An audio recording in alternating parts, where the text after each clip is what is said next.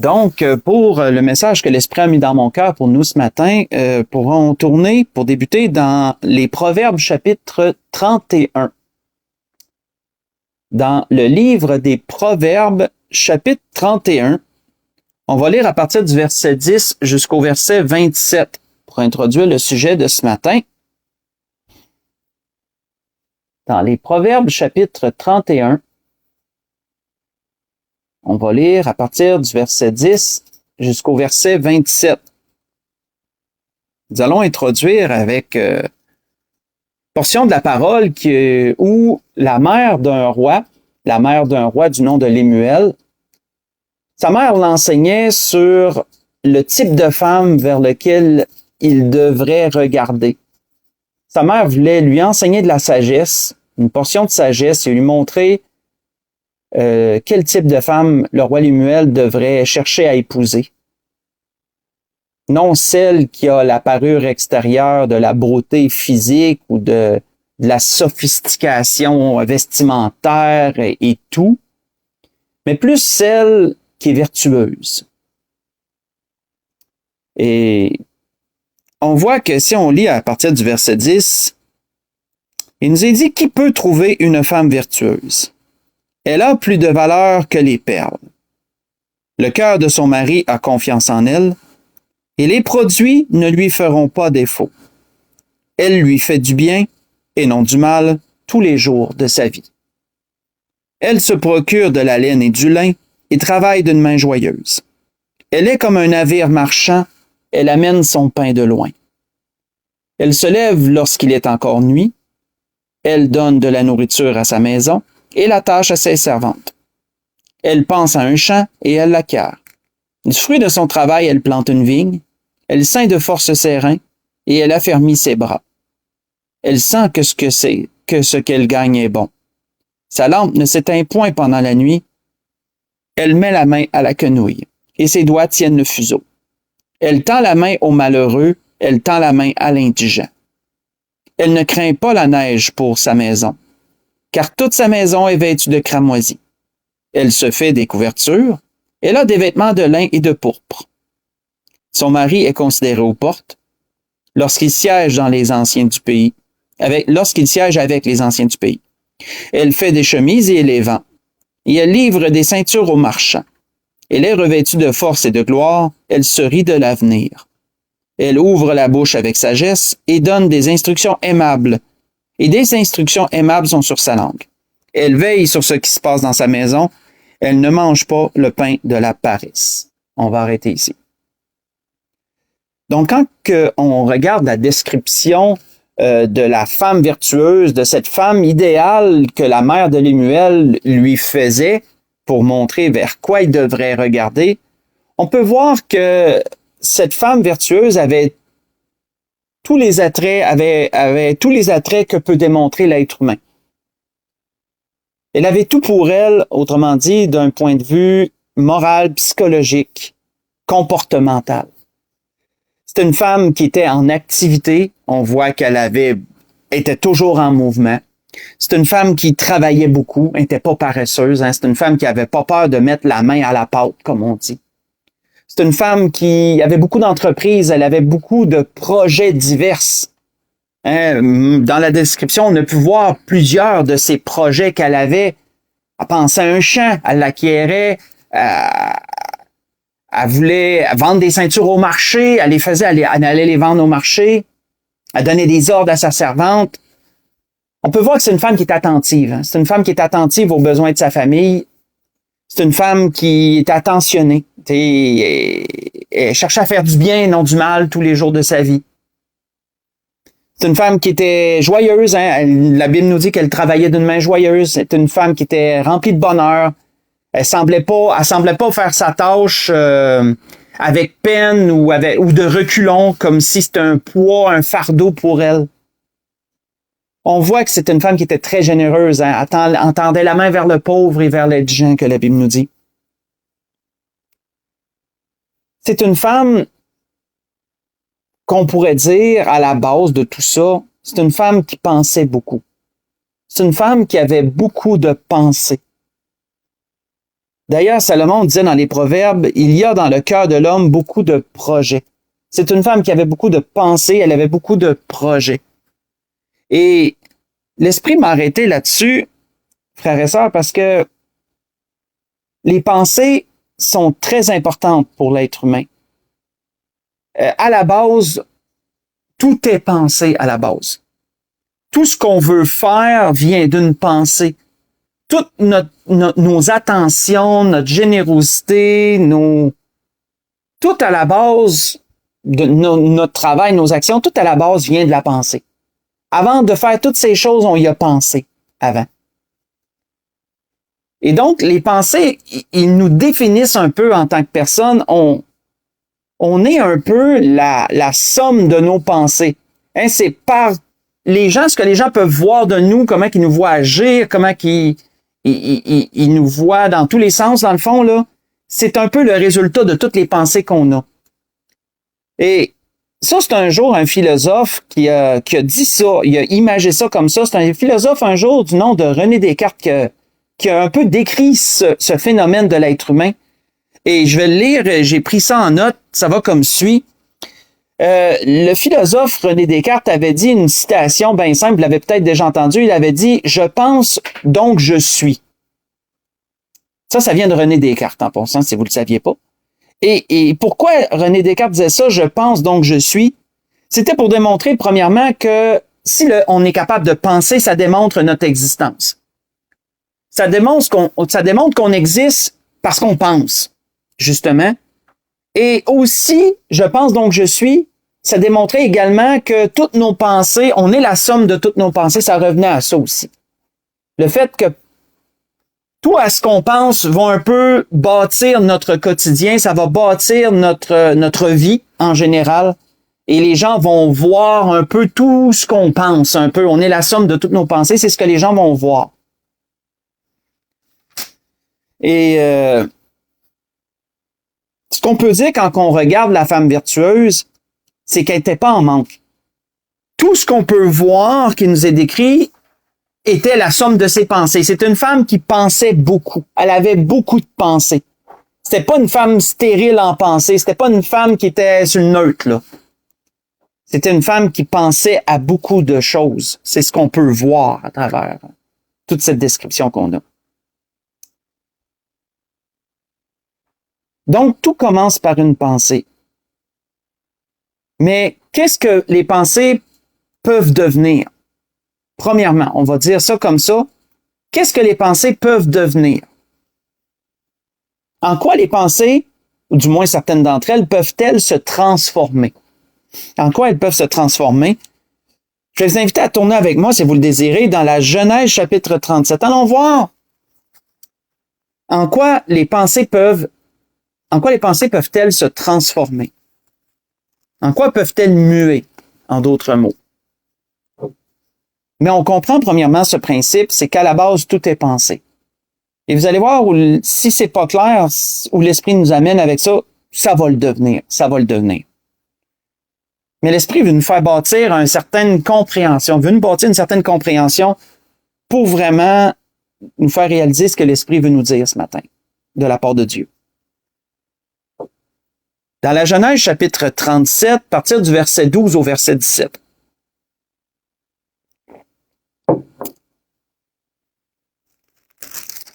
On va rentrer dans une situation qui est celle de Jacob et de ses fils, où que tous les fils de Jacob sont partis faire paître ses troupeaux. Ça fait un certain temps qu'ils les a pas vus. Et là, Jacob a des pensées, comme nous tous. Et qu'est-ce que ça l'amène par la suite? En quoi les pensées peuvent-elles se transformer? On voit dans le chapitre 37 de la Genèse, si on lit à partir du verset 12 jusqu'au verset 17, on voit qu'il nous est dit, les frères de Joseph étant allés à Sichem pour faire paître le troupeau de leur père, Israël, qui était Jacob, dit à Joseph, « Tes frères ne font-ils pas paître le troupeau à Sichem? Viens, je veux t'envoyer vers eux. » Il répondit, « Me voici. » Israël lui dit, « Va, je te prie, et vois si tes frères sont en bonne santé, et si le troupeau est en bon état.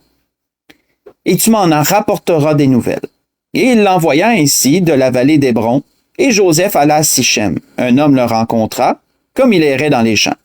Il le questionna en lui disant, « Que cherches-tu? » Et Joseph répondit, « Je cherche mes frères, dis-moi, je te prie, où ils font paître leur troupeau. » Et l'homme dit, « Ils sont partis d'ici, car je les ai entendus dire, allons à Dothan. » Joseph alla après ses frères, et il les trouva à Dothan. On va arrêter ici.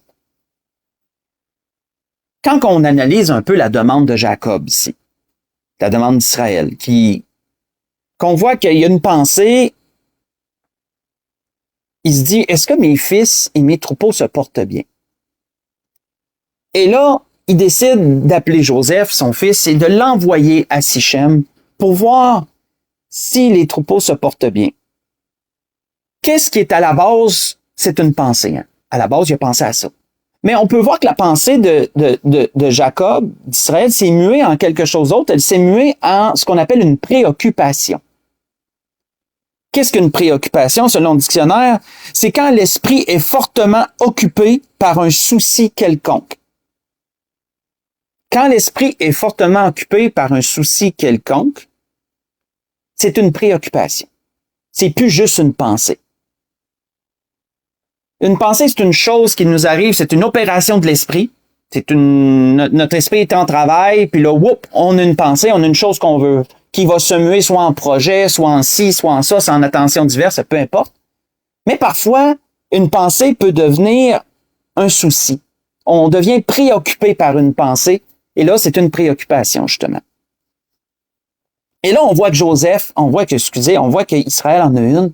Israël se demande, il pense à ses fils et à ses troupeaux, mais là, il se dit, hey, est-ce qu'ils se portent bien? Puis là, on voit que ça vient assez, la pensée est assez, le souci est assez présent pour qu'il appelle Joseph et qu'il l'envoie vers ses fils et vers ses troupeaux pour savoir si tout le monde va bien, puis fais-moi un rapport, viens m'en faire un rapport. Là, on voit qu'il est préoccupé, Israël.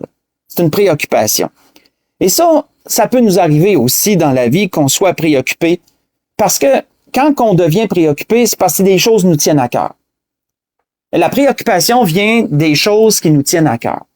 S'il y a une chose qu'on a moindrement à cœur, puis qu'on n'en a pas de nouvelles, une personne, ça peut être un projet, ça peut être un rendez-vous, ça peut être bien des choses en fin de compte, ben ça se peut qu'on aille aux nouvelles, hein, ça se peut qu'on fasse des recherches, on investigue. Là, parce que là, c'est rendu une préoccupation. C'est plus juste une pensée. On voit que, faites juste écouter, une autre circonstance similaire à celle-là nous démontrait cela avec Saül avant qu'il soit appelé pour être roi. Quand Dieu est en train de préparer, de préparer le projet, là, de faire aligner les choses pour que Saül rencontre Samuel, ça avait débuté comment? Faites juste écouter, ce sera pas bien long. Il nous a été dit que les ânesses de Kis, qui est le père de Saül, s'égarèrent, et Kis dit à Saül, son fils, « Prends avec toi l'un des serviteurs, lève-toi, va à la recherche des ânesses. » Il passa par la montagne d'Éphraïm, traversa le pays de Shalisha, sans les trouver. Ils passèrent par le pays de Shaalim, et ils n'y étaient pas. Il parcourut le pays de Benjamin, et ils ne les trouvèrent pas. Ils étaient arrivés dans le pays de Tsuf, lorsque Saül dit à son serviteur qui l'accompagnait, « Viens, retournons de peur que mon père, oubliant les ânesses, ne soit en peine de nous. » Et le serviteur dit, « Voici, il y a dans cette ville un homme de Dieu, et c'est un homme considéré. Tout ce qu'il dit ne manque pas d'arriver. Allons-y. Peut-être nous fera-t-il connaître le chemin où nous devons prendre. » Et Saül dit à son serviteur, « Mais si nous y allons, que porterons-nous à l'homme de Dieu? Il n'y a plus de provisions dans nos sacs et nous n'avons aucun présent à offrir à l'homme de Dieu. Qu'est-ce que nous avons? » Et le serviteur reprit la parole et dit à Saül, « Voici, j'ai sur moi le quart d'un sicle d'argent, je le donnerai à l'homme de Dieu, et il nous indiquera notre chemin. » Ce que je vous ai lu, c'est dans 1 Samuel 9, j'ai lu verset 3 au verset 8. Mais on peut voir encore là que c'est la même chose, un peu, c'est un peu similaire à ce qui est arrivé avec Israël puis Joseph. On voit que le père de Saül est préoccupé par son troupeau qui s'est égaré. Il sait pas où il est, il sait pas par où il est parti, puis on voit qu'il est préoccupé. Ça y occupe l'esprit beaucoup, il prend son fils, il dit à son fils Saül, je t'envoie va chercher mes troupeaux. Mais on peut voir que même à un moment donné, Saül, lorsqu'il se rend compte que ça fait longtemps qu'ils sont partis et qu'ils ont parcouru beaucoup d'endroits, là, lui-même, il devient préoccupé par le fait, il dit à son serviteur, mais regarde, ça fait trop longtemps, notre père, là, il s'inquiétera pas juste des troupeaux, il va s'inquiéter de nous autres. On devrait retourner de bord, on devrait retourner vers mon père. Et on voit juste dans ce peu-là que je vous ai lu plusieurs préoccupations. Quand que le serviteur a dit à Saül, on devrait peut-être aller voir un homme de Dieu dans cet endroit-là, et lui va nous dire où aller. Mais là, on voit une autre préoccupation, parce que là, Saül dit, oui, mais on n'a rien à y donner. Qu'est-ce qu'on pourrait y donner? Tout ça, frères et sœurs, voyez-vous, tout ça, c'est des préoccupations. C'est des soucis qui occupent l'esprit. Tout ça. Et je pense que vous allez en convenir que des préoccupations, on peut en avoir plusieurs. On en a plusieurs, même dans une seule journée, on en a plusieurs. Comme on a une multitude de pensées dans une journée, on peut avoir une multitude de préoccupations aussi dans une journée. Donc, on a ces deux choses. On a des pensées. Les pensées peuvent se muer en préoccupations. On comprend ça. Mais si on va encore plus loin, les pensées peuvent se muer en quoi d'autre? Je dirais au plus loin qu'elles peuvent aller. Pour ça, on va aller dans le Nouveau Testament pour découvrir ça, dans Matthieu chapitre 6. Dans l'Évangile selon Matthieu chapitre 6, jusqu'où les pensées peuvent-elles se transformer? Jusqu'en quoi? Les pensées peuvent-elles se transformer? Oui, plusieurs deviennent des préoccupations, pas toutes, mais certaines vont plus loin que la préoccupation, peuvent aller plus loin que ça. Et ça, c'est le Seigneur qui nous enseigne sur ça, et vous allez probablement vous y retrouver. Vous allez probablement vous y retrouver. Dans Matthieu chapitre 6, si on lit à partir du verset 25 jusqu'au verset 32, là, on voit vraiment jusqu'où qu'une pensée peut se transformer. Matthieu chapitre 6, verset 25 au verset 32.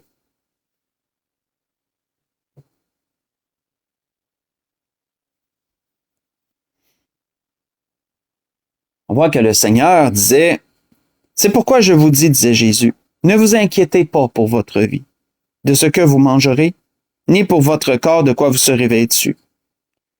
La vie n'est-elle pas plus que la nourriture et le corps plus que le vêtement? Regardez les oiseaux du ciel. Ils ne sèment ni ne moissonnent, ils n'amassent rien dans des greniers. Et votre Père céleste les nourrit. Ne valez-vous pas beaucoup plus qu'eux?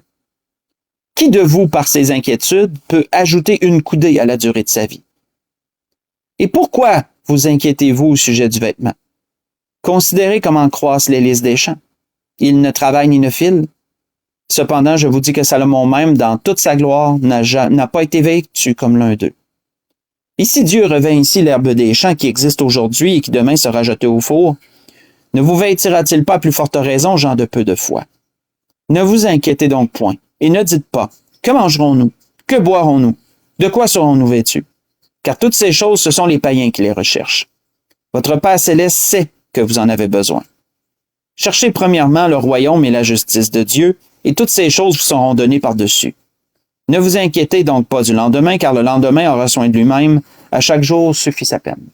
On va arrêter ici. Que de sages enseignements de la part de notre Seigneur, bien sûr. Mais on voit ici que le Seigneur nous parle de quoi? Le Seigneur ici nous parle d'inquiétude. Et une inquiétude, c'est le plus loin où qu'une pensée peut aller. Une pensée peut se transformer en préoccupation. C'est un souci de l'esprit, ça nous occupe l'esprit, mais c'est pas encore assez alarmant pour devenir une inquiétude. Mais oui, une préoccupation peut devenir une inquiétude. Juste si tu as une pensée à propos de quelque chose, puis là, tu commences à te demander comment que cette chose-là va tourner, ou si une telle personne va être là, ou peu importe, là, c'est une préoccupation, parce qu'elle est peut-être supposée d'y être. Mais là, si tu n'as pas de nouvelles de cette personne-là, qu'est-ce que ça va devenir? Ça peut devenir une inquiétude. Mettons, là, je vous donne un scénario, un exemple. Une inquiétude, c'est quoi? C'est une agitation de l'esprit due à la crainte, de l'incertitude. Donc là, ça va plus loin que le souci. Ça va plus loin qu'un simple souci qui te trotte dans la tête. C'est vraiment rendu une agitation. Là, tu peux plus, faut que tu fasses quelque chose, tu bouges d'un bord puis de l'autre, Ça va plus loin qu'un simple souci, qu'une simple préoccupation. Et le Seigneur enseignait sur ça parce qu'il sait à quel point les êtres humains peuvent être inquiets de beaucoup de choses. D'ailleurs, si vous voulez le lire pendant la semaine, vous connaissez très bien cet exemple de Marthe et de Marie dans Luc 10, versets 38 à 42. Je ne tournerai pas.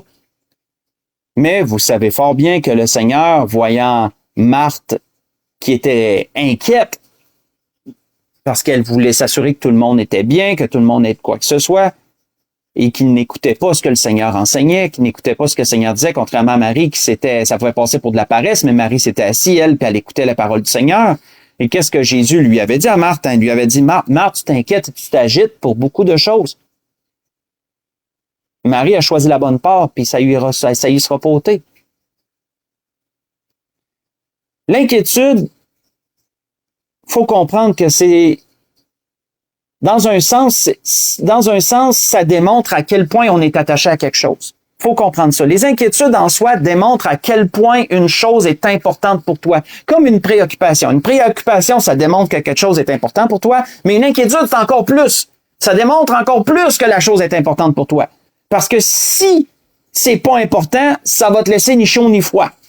Si ça a une moindre importance, tu vas peut-être en être préoccupé un peu, mais sans plus. Mais quand vraiment quelque chose te tient vraiment, vraiment, vraiment à cœur, là, tu peux vraiment être inquiet. Si la chose en question ne tourne pas comme tu veux, si tu n'as pas de nouvelles de quelqu'un, mettons, etc., etc. Donc, ces trois choses peuvent être chez l'être humain. On a beaucoup de pensées, on peut avoir des préoccupations, on en a des préoccupations, et on peut avoir également des inquiétudes. Mais dans tout ça, frères et sœurs, dans toutes ces trois choses-là là, que l'Esprit nous a amenées, là, que vraiment on a un bon portrait, là, c'est quoi le point de vue de Dieu sur tout ça? Quel est le point de vue de Dieu sur toutes ces choses? Parce que c'est toujours ça qu'il faut considérer. Il faut toujours considérer qu'est-ce que Dieu en pense. Comment Dieu voit tout ça? Comment Dieu voit tout ça? Faites juste écouter.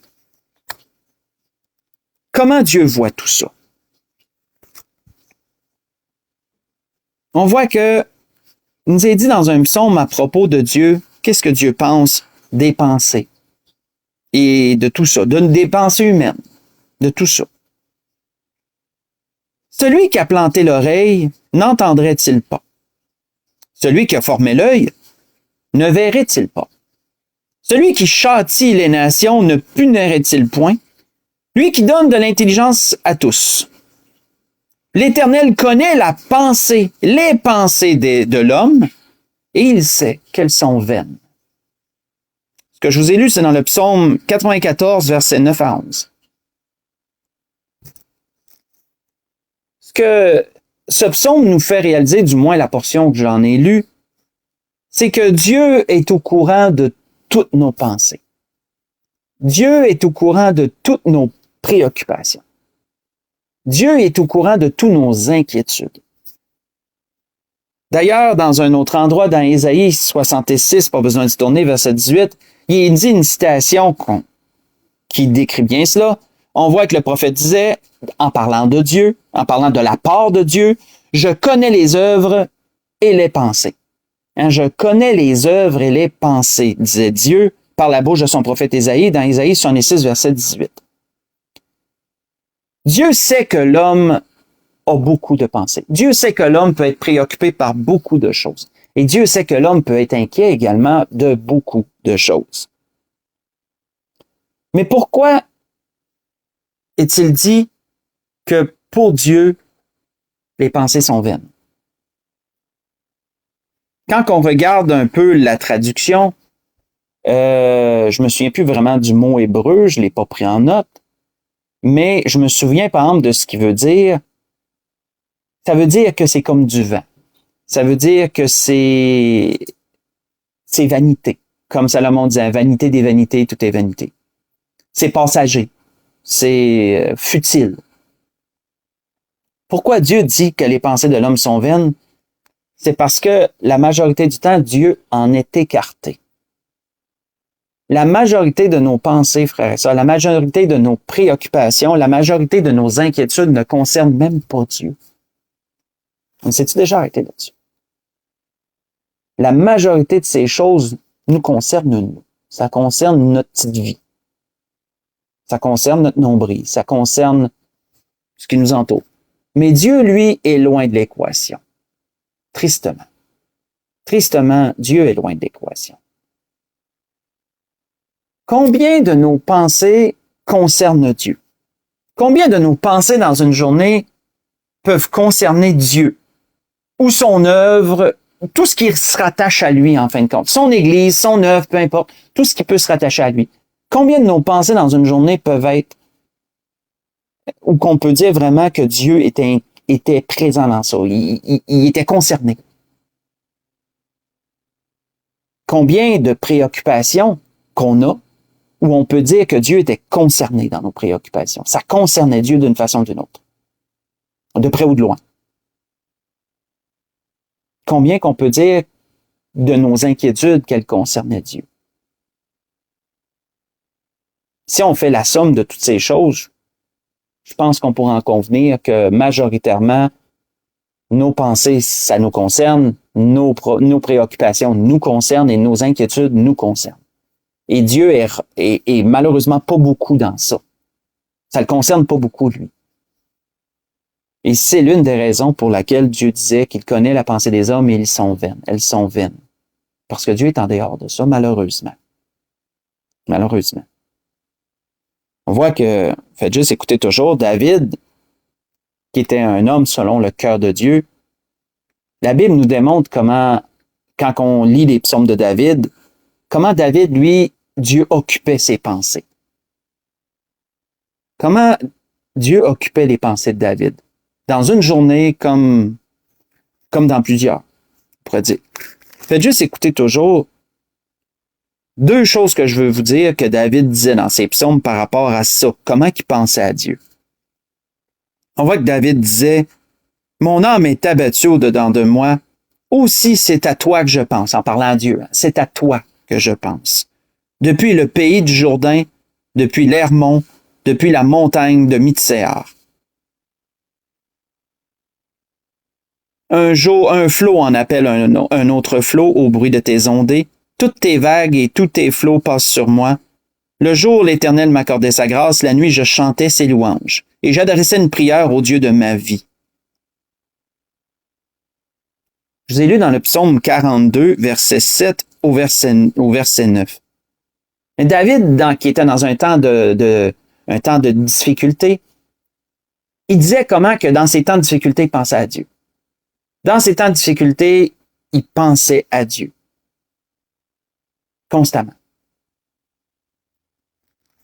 Dans un autre endroit, un autre psaume, David nous dit encore quelque chose de similaire. Il dit « Lorsque je pense à toi sur ma couche, je médite sur toi pendant les veilles de la nuit, car tu es mon secours. Je suis dans l'allégresse à l'ombre de tes ailes. Mon âme est attachée à toi et ta droite me soutient. » Dans le psaume 63, j'ai lu verset 7 au verset 9 encore. On va encore dans cet autre endroit que David dit que même le soir, avant de dormir, il méditait sur la parole de Dieu, il méditait sur Dieu. Et même dans les veilles de la nuit, qu'autrement dit, s'il était incapable de dormir, il pensait à Dieu. En étant incapable de dormir, il méditait à propos de Dieu. On peut voir que Dieu occupait beaucoup les pensées de David. Et ça, frère et sœurs, c'est une chose merveilleuse. Quand on peut en venir à un point où que c'est pas juste les choses du monde qui occupent nos pensées. C'est pas juste notre matériel, c'est pas juste notre maison, c'est pas juste notre travail, c'est pas juste nos loisirs qui occupent nos pensées, mais que Dieu a une place importante dans nos pensées. C'est une chose merveilleuse. C'est une chose merveilleuse parce que ça démontre à quel point Dieu est présent. Si Dieu peut occuper nos pensées, c'est parce que Dieu est présent dans notre vie. Ça démontre comment on lui attribue une place importante. Parce que, souvenons-nous, on est la somme de nos pensées. Les gens vont voir, ce que les gens voient de nous, c'est tout l'addition de nos pensées. Parce que nos pensées, on les met en œuvre. Pensez à la femme virtueuse qu'on a là en introduction. Là. Nos pensées, on les met en œuvre. Les gens, ils voient la multitude de nos pensées en action, autrement dit. Peu importe ce qu'ils voient de nous. Ben, si Dieu occupe une place dans nos pensées, ben, ils vont voir ça aussi. Ça va se voir aussi que Dieu occupe une place dans ta vie. Parce que tes pensées, tu vas les mettre, tu vas les matérialiser, tu vas les mettre en action. Et les gens vont voir que tu penses à Dieu. Ça va se voir. Et Dieu sait ces choses-là. Si vous voulez tourner avec moi, allons dans 2e Chronique 34. Allons voir ce qu'un roi un jour a fait. 2e Chronique, chapitre 34. 2e Chronique, chapitre 34. On va lire du verset 14 au verset 21. On va voir ce que le roi Josias un jour a fait. Et ça va nous amener d'autres choses aussi. 2e Chronique 34, verset 14 au verset 21.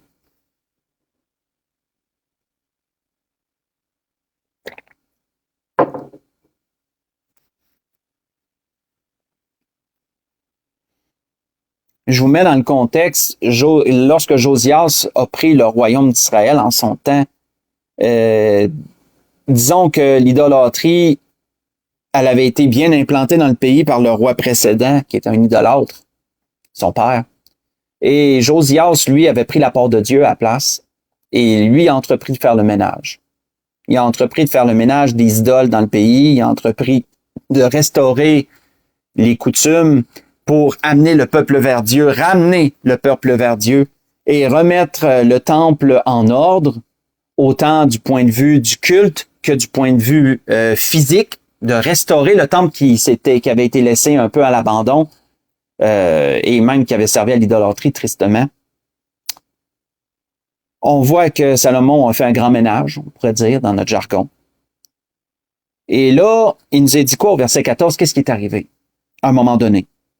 Il nous a dit, 2e Chronique 34, verset 14, c'est au moment où l'on sortit l'argent qui avait été apporté dans la maison de l'Éternel, parce qu'il se servait de cet argent-là pour restaurer le temple, justement. Donc, il avait envoyé les sacrificateurs et autres dire, allez dans la trésorerie du temple et retirez l'argent qui reste dans le temps qui reste et on va s'en servir pour restaurer le temple, parce que ça servait à ça. Le sacrificateur Ilkija trouva le livre de la loi de l'Éternel donné à Moïse. Alors Ilkija prit la parole et dit à Shaphan, le secrétaire, « J'ai trouvé le livre de la loi dans la maison de l'Éternel. » Et Ilkija donna le livre à Shaphan.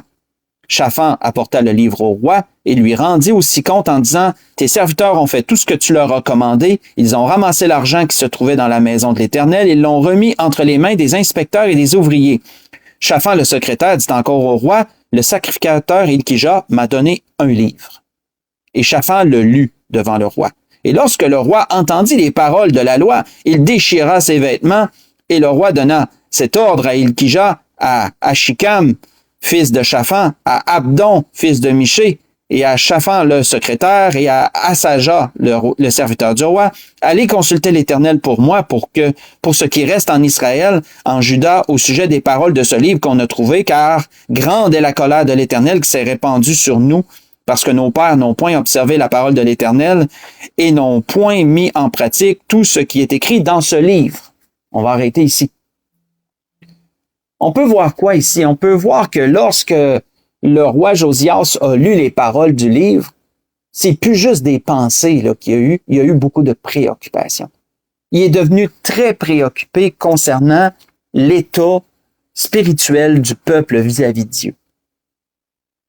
C'était pas n'importe quel livre qui avait été laissé aux oubliettes dans le trésor, dans la maison, dans le compartiment où le trésor de la maison de l'Éternel, du temple était stocké.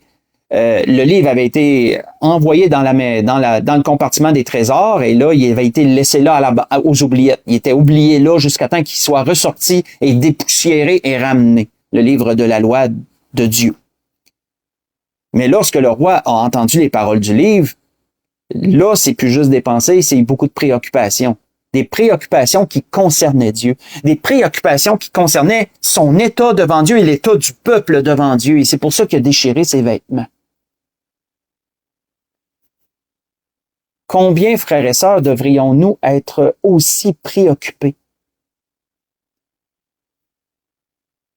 par rapport à notre condition de vie vis-à-vis de Dieu? On devrait être préoccupés de chercher d'être davantage, de se sanctifier davantage pour le Seigneur. On devrait être préoccupé que notre foyer soit davantage consacré à Dieu, que Dieu soit davantage présent dans nos maisons, dans nos familles, dans nos couples. On devrait être préoccupé par ces choses-là. Ça devrait occuper dans nos pensées. On devrait en avoir un certain souci. On voit que Dieu a grandement béni ce roi parce que plus tard, il lui a dit cette phrase, je ne sais pas si elle est là ou si elle est dans un autre endroit. Non, je pense qu'elle est dans... Oui, elle est là, cette phrase. Et Dieu lui avait dit cela parce qu'il avait été tellement préoccupé par l'état de son cœur et l'état du peuple vis-à-vis de Dieu.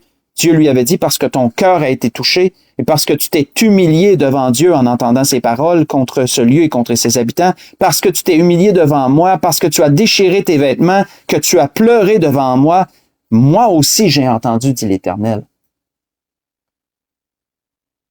J'ai lu simplement plus loin verset 27, le verset 27, de 2e Chronique 34. Nous désirons tellement, frères et sœurs, avoir la bénédiction de Dieu. Nous désirons tellement que Dieu réponde à nos prières et de voir la main de Dieu dans nos vies. Mais sommes-nous préoccupés par l'œuvre de Dieu? Sommes-nous préoccupés par son Église? Est-ce que son Église, est-ce qu'il n'y a pas des choses qu'on désirait qui soient améliorées dans l'Église? Est-ce qu'il n'y a pas des choses qu'on désirait pour contribuer à l'Église plus pour certaines autres choses? Et pour le témoigner des âmes perdues, etc. Est-ce que l'œuvre de Dieu nous préoccupe d'une façon ou d'une autre? Si nous désirons que Dieu réponde à nos prières, quand Dieu voit qu'on est touché par son œuvre, qu'on est préoccupé par ce qui le concerne, c'est sûr que ça va porter le cœur de Dieu vers nous, frères et sœurs. C'est sûr que Dieu va répondre davantage à nos prières que quelqu'un qui se fout, qui s'en fout. C'est sûr. On parle pas de la même chose, là. On peut voir que, si on exemple de l'apôtre Paul, l'apôtre Paul, s'il y en avait un qui était préoccupé par l'œuvre de Dieu, c'était bien Paul.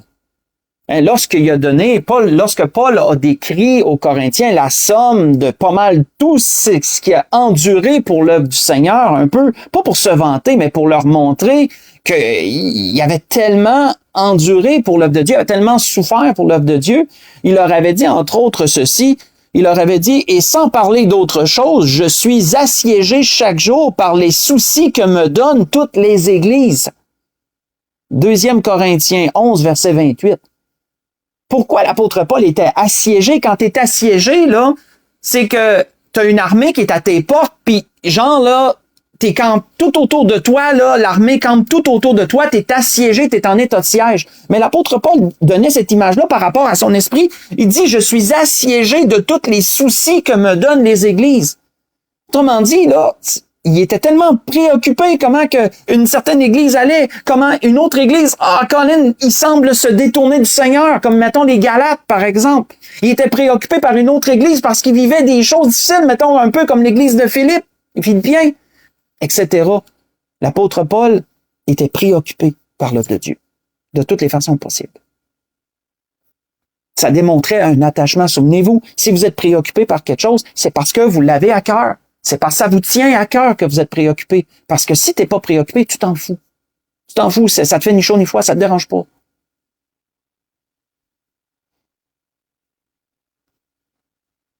Faites juste écouter une autre chose qu'on peut voir.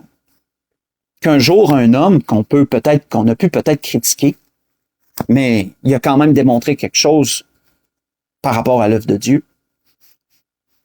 C'est Isaïe le sacrificateur. Élie, excusez-moi, c'est Élie le sacrificateur. où un jour, lorsque le peuple de Dieu devait aller livrer bataille contre les Philistins, et que Élie savait que ses fils portaient l'arche de l'Alliance pour encourager le peuple, pour démontrer un peu, pour imager que Dieu était au milieu d'eux, quoique cette fois-là, Dieu n'y était pas, même si son arche y était, Dieu a quand même laissé des choses arriver. Mais qu'est-ce qu'il nous a dit à propos d'Élie? Et ça, vraiment, c'est un point important. Faites juste écouter. Il nous a dit dans cette situation-là, il nous a dit qu'un homme de Benjamin accourut du champ de bataille et vint à Silo le même jour, les vêtements déchirés et la tête couverte de terre. Ça veut dire que ça va pas bien. Quand quelqu'un est comme ça, là, en tout cas à ce temps-là, si quelqu'un avait les vêtements déchirés, la tête couverte de terre, c'est pas parce qu'il s'était fait malmener sur le champ de bataille, c'est parce que c'est lui qui avait déchiré ses vêtements, puis c'est lui il avait lancé de la terre sur sa tête. Ça voulait dire là, qu'il était vraiment dans une grande peine, là, une énorme peine. Là. Il arriva, Élie était dans la tente, assis sur un siège près du chemin. Et pourquoi? Car son cœur était inquiet pour l'arche de Dieu. À son entrée de la ville, à son entrée dans la ville, cet homme donna la nouvelle et toute la ville poussa des cris. Élie, en entendant ces cris, dit, que signifie ce tumulte? Et aussitôt l'homme vint apporter la nouvelle à Élie. Or, Élie était âgé de 98 ans, il avait les yeux fixes et il ne pouvait plus voir. Et l'homme dit à Élie, j'arrive du champ de bataille, et c'est du champ de bataille que je me suis enfui aujourd'hui. Élie dit, que s'est-il passé, mon fils?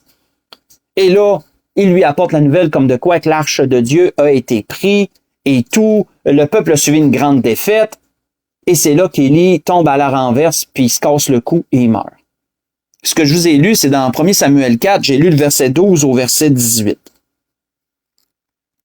Mais qu'est-ce qu'il nous a dit à propos d'Élie, frères et sœurs? On a beau critiquer cet homme parce qu'il est un exemple de laxisme par rapport à ses enfants, parce que ses deux fils ne pratiquaient pas leur rôle de sacrificateur avec cœur. Ils étaient plutôt même en abomination devant Dieu à cause de toutes les débauches, à cause de tout ce qu'ils faisaient de croche. Et Élie ne les avait pas réprimés comme il aurait dû, il ne les avait pas retirés du sacerdoce, il ne les avait pas... il aurait pu même aller plus loin que ça, dans une punition extrême. Mais non, il leur avait simplement une petite tape sur la main puis dire, ben là, ce que j'entendais, c'est pas bien, faites attention, sans plus. Et ça, on sait que Dieu l'avait pas pris vraiment, là. Mais on peut voir que Élie avait quand même à cœur l'œuvre de Dieu. On peut pas dire qu'Élie était totalement insensible. On voit que l'arche de l'Alliance, Élie, il l'avait tellement à cœur que la première chose qu'il voulait savoir, comment se portait l'arche de l'Alliance de Dieu. Parce que cette arche-là était précieuse pour le peuple. C'était la présence de Dieu au milieu du peuple. Et on sait que dès qu'Élie a su que l'arche de l'Alliance avait été prise par les Philistins, ça a été assez pour qu'il en meure. Ça a été assez pour qu'il en meure. On voit que quand on est inquiet à propos de l'œuvre de Dieu, si ça va jusqu'à l'inquiétude à propos de l'œuvre de Dieu, là, ça démontre encore plus qu'on a les choses à cœur. Ça démontre encore plus qu'on a à cœur. Ça peut être de l'inquiétude pour le pasteur, pour une certaine situation. Ça peut être de l'inquiétude pour un membre, soit qu'il ait de la misère dans sa vie, puis que peut-être que tu sens qu'il s'éloigne du Seigneur, ou soit qu'il est dans une épreuve quelconque, tu es inquiet pour lui, tu veux faire quelque chose pour l'aider, pour l'encourager. Ça peut être inquiet pour une église, ça peut être inquiet pour des âmes perdues qui t'entourent, de la famille, des proches. Et quand tu es rendu à être inquiet, là, c'est que là, ça t'agite, tu es très agité par rapport à ça. Oui, l'inquiétude n'est pas bonne en soi, en général, là. Parce que le Seigneur disait, pourquoi vous inquiétez-vous au sujet du vêtement, ainsi et ça. Mais être inquiet à propos de l'œuvre de Dieu, moi, je pense pas. Je n'irai pas jusqu'à dire que c'est mal, ça. On peut voir que si vous voulez lire pendant la semaine, vous pourrez lire dans Galates 4, versets 19 à 20, vous verrez comment l'apôtre Paul était inquiet à propos des Galatiens, justement. Justement parce qu'il savait que des faux juifs s'étaient introduits dans cette église-là, avaient commencé à détourner leurs pratiques, à détourner leurs croyances et leurs pensées. Et là, Paul était inquiet, puis il leur a dit, je suis inquiet de vous, là. Je suis inquiet de vous voir aller, là.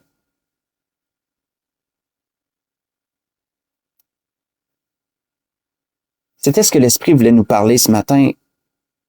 L'Esprit nous a dressé un portrait, premièrement. Hein. L'Esprit nous a parlé de pensée, de préoccupation puis d'inquiétude. Vraiment, nous présenter ces trois choses. L'Esprit nous a parlé comment que on peut, dans une journée, comment qu'on peut avoir de pensées, comment qu'on peut être préoccupé de choses, comment qu'on peut être inquiet de choses. Mais la somme de tout ça, comment Dieu voit ça? Dieu voit souvent nos pensées comme étant vaines. Il voit nos préoccupations comme étant vaines. Il voit nos pensées, nos inquiétudes comme étant vaines. Pourquoi? Parce que Dieu est exclu de ça. Il n'est pas concerné par tout ça. Ses pensées, ses inquiétudes, ses préoccupations ne le concernent pas. Et ça, c'est triste. Nous devrions avoir de la place pour nos pensées, pour Dieu dans nos pensées. Nous devrions avoir de la place dans nos préoccupations pour Dieu. Nous devrions avoir de la place dans nos inquiétudes pour Dieu. Dieu devrait être dans toutes ces choses-là aussi, frères et sœurs. Si les choses du monde y sont, Dieu devrait y être, à coup sûr. Et il ne s'agit pas de se forcer puis d'en inventer pour qu'il y en ait. Il s'agit juste de réaliser que si Dieu n'est pas dans ces choses, c'est parce que Dieu n'occupe pas la place dans ta vie qu'il devrait occuper. Dans le fond, c'est ça que ça démontre en bout de ligne. C'est pas de se forcer à inventer des choses, là. C'est de dire, wow, OK, je pense que je devrais considérer mes priorités et faire plus de place à Dieu dans ma vie pour que Dieu soit dans ces choses-là aussi. Et c'était ce que l'Esprit voulait nous dire ce matin.